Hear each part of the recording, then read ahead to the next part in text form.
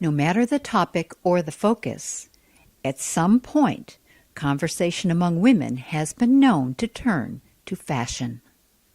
So it was that Padma Kupa and I spoke about her fashion passion, which is about much more than the latest designer trends or runway designs.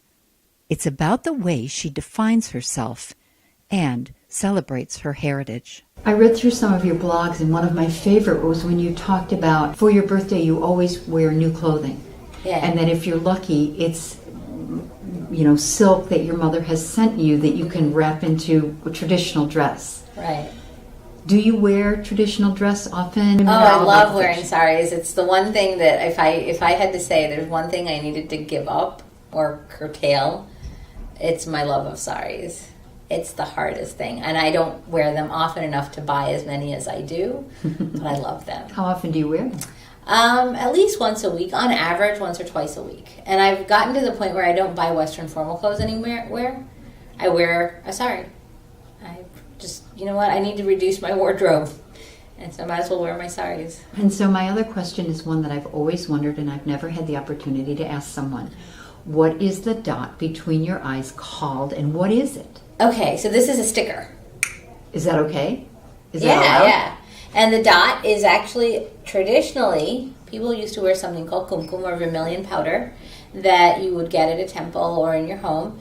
And it is symbolic of your third eye.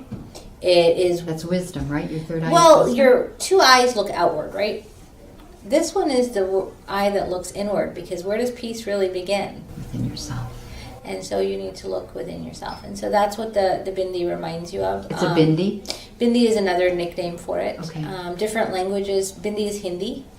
Pottu is Tamil. Bottu is Telugu, my mother tongue.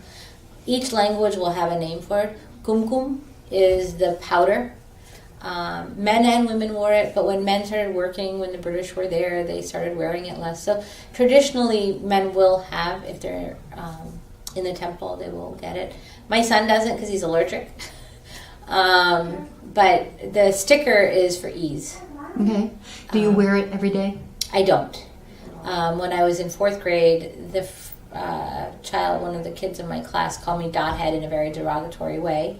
And I still continue to wear it, but I wore it with a lot of discomfort. Mm-hmm. I wore it when I was in India, and then when I moved back to go to graduate school, I was wearing one, and I was walking around a mall in New Jersey, and somebody came in my face and yelled at me, dothead, and there was a spate of murders and attacks on women who were wearing the bindis because women, the Indian community was very affluent, and people were afraid of their job being taken away by Indians, and so this was an easy way to intimidate, and so I actually stopped wearing it then, not so that I wouldn't attract attention to myself.